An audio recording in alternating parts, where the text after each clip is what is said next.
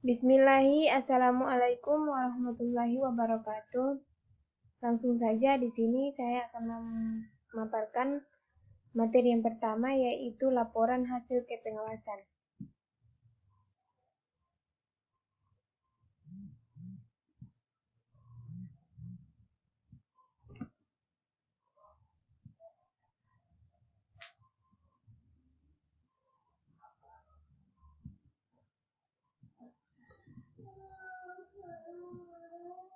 Pembahasan yang pertama, pengertian fungsi dan tujuan laporan. A. Pengertian laporan.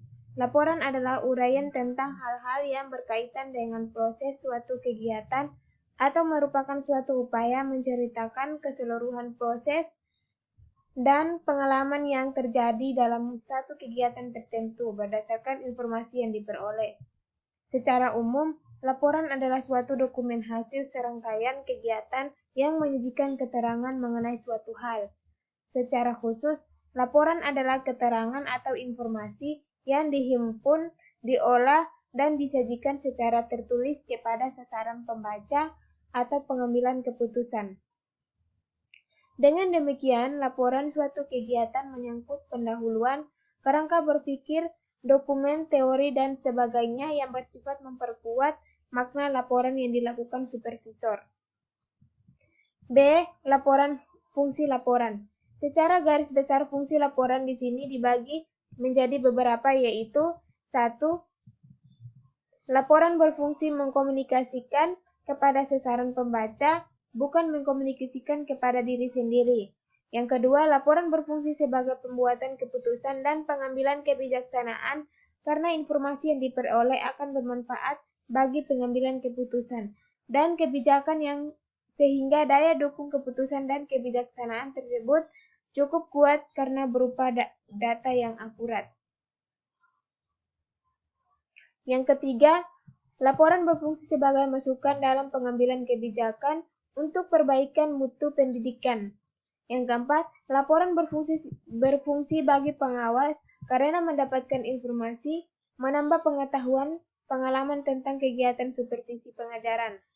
Yang kelima, hasil laporan dapat digunakan sebagai tempat berpijak bagi pengawas lain dalam melakukan kegiatan supervisi. Mencermati fungsi laporan di atas, kegiatan supervisi adalah kegiatan pengawasan, maka pada dasarnya supervisi pengawas adalah seorang pimpinan atau manajer. Oleh karena itu, jenis laporan yang perlu dikuasai adalah laporan eksekutif. Laporan eksekutif merupakan jenis laporan yang berhubungan dengan suatu isu atau masalah tertentu dalam lingkungan organisasi pendidikan yang dibuat oleh keperluan pimpinan dalam mencantumkan keputusan dan tindakan. Secara terperinci, laporan eksekutif pada pokoknya mempunyai fungsi sebagai berikut, yaitu 1. Dapat menyediakan berbagai data atau informasi untuk pembuatan keputusan pimpinan. Yang kedua, dapat menjadi sarana untuk memperoleh kesimpulan penting atau gagasan merupakan informasi baru bagi pimpinan. Yang ketiga, dapat menampilkan suatu informasi sebagai bahan masukan dalam pengambilan kebijakan untuk kelancaran kerja dan perbaikan mutu pendidikan. Yang keempat, dapat membantu pimpinan dalam mengidentifikasi, menganalisis masalah, membuat keputusan, merancang kebijakan, dan mendesain program. C. Tujuan laporan hasil kepengawasan. Laporan hasil pengawasan disusun dengan tujuan sebagai berikut. 1. Memberikan gambaran mengenai keterlaksanaan setiap butir kegiatan yang menjadi tugas pokok pengawas sekolah. Yang kedua, memberikan gambaran mengenai kondisi sekolah binaan berdasarkan hasil penilaian terhadap fokus binaan yang dilakukan pengawas sekolah terhadap kinerja guru dalam perencanaan, pelaksanaan, dan penilaian proses pembelajaran. Yang ketiga, memberikan gambaran mengenai kondisi sekolah binaan berdasarkan hasil pemantauan yang telah dilakukan terhadap pelaksanaan 8 standar nasional pendidikan. Yang keempat, memberikan gambaran mengenai kondisi sekolah Binaan berdasarkan hasil pembinaan yang telah dilakukan terhadap guru dalam hal perencanaan, pelaksanaan, dan pembinaan proses pembelajaran atau bimbingan berdasarkan kurikulum yang berlaku. B. Penerapan berbagai inovasi pendidikan dan pembelajaran. Garis besar isi laporan. Yang kedua, garis besar isi laporan. Garis besar isi laporan di sini dibagi menjadi 1. Bagian awal. Bagian awal laporan terdiri dari halaman sampul, kata pengantar, dan daftar isi. Yang kedua, pendahuluan. Di dalam pendahuluan disajikan hal-hal yang menjadi keinginan pembuat laporan, termasuk faktor yang mendasari timbulnya keinginan tersebut. Secara singkat dapat dikemukakan bahwa pada bagian pendahuluan ini berisi antara 1. Latar belakang masalah, 2. Uraian pokok masalah atau rumusan masalah, 3. Metode yang digunakan, 4. Tujuan dan manfaat, 5. Dasar-dasar teori. C. Paparan hasil. Paparan hasil juga di sini dibagi menjadi beberapa, yaitu 1. Gambaran umum lokasi. 2. Penyajian data. Penyajian data terdiri dari A. Data hasil pelaksanaan supervisi dan masalah-masalah yang ditemukan. 3. Analisis data. Data yang sudah terkumpul kemudian dilakukan pengelolaan atau analisis.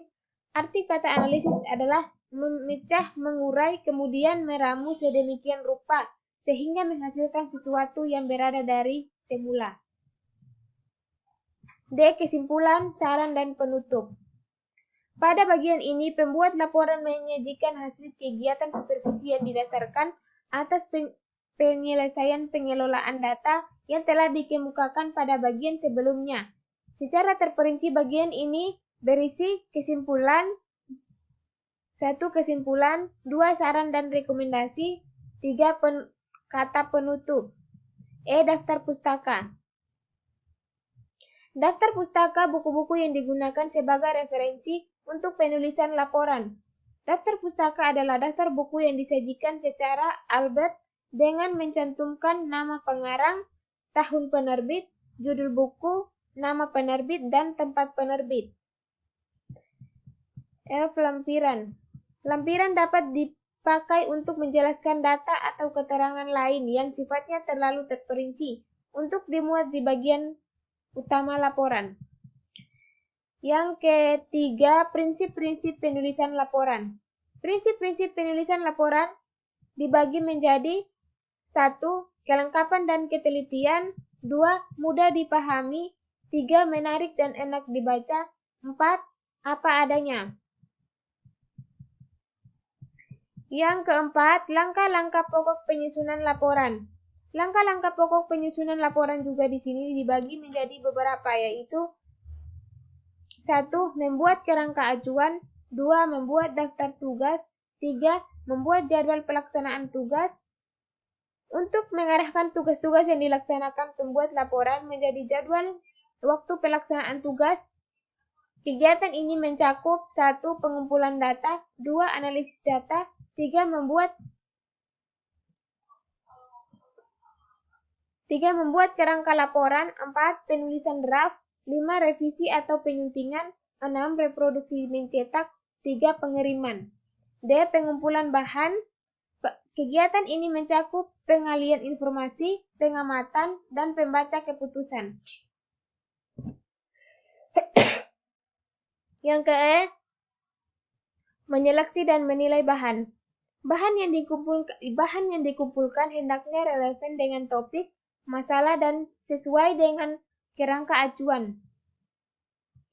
Pembahasan yang kelima yaitu jenis laporan dan waktu pembuatannya. Dari segi sekolah sebagai objek atau sasaran pembuatan laporan, laporan dapat dibedakan dari atas laporan hasil pengawasan sekolah per sekolah dan laporan hasil pengawasan sekolah seluruh sekolah yang menjadi tanggung jawab setiap pengawas sekolah. Sedangkan dari segi waktu pembuatannya, dapat dibedakan atas laporan semester dan laporan tahunan, yang meliputi laporan akhir semester, laporan akhir semester 2, dan laporan akhir semester tahun pelajaran. Laporan hasil pengawasan sekolah per semester.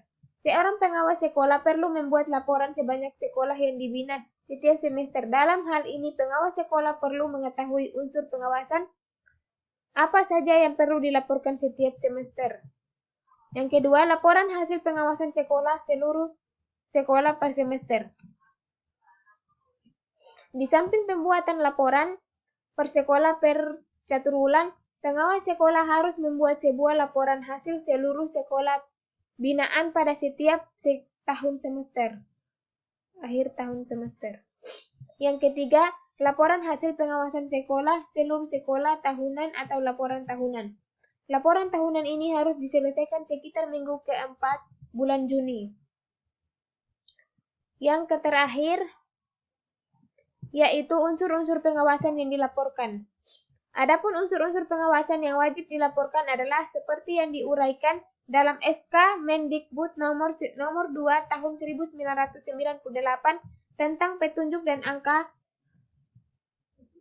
kreditnya, yaitu meliputi unsur-unsur hasil pengawasan sekolah per sekolah dan unsur-unsur hasil pengawasan sekolah seluruh sekolah. Satu unsur hasil pengawasan sekolah per sekolah terdiri dari A. Menilai hasil belajar atau hasil bimbingan siswa dan kemampuan guru. B.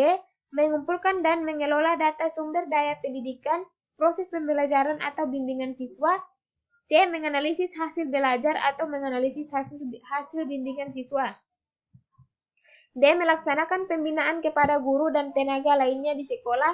E. Melaksanakan pembinaan selain proses pembelajaran atau bimbingan siswa.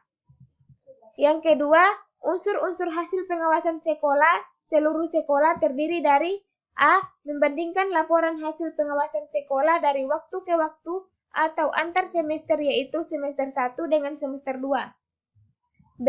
Membandingkan laporan hasil pengawasan sekolah antar sekolah binaan, misalnya antar sekolah satu dengan sekolah lainnya, dari keseluruhan sekolah binaan yang menjadi tanggung jawab seorang pengawas.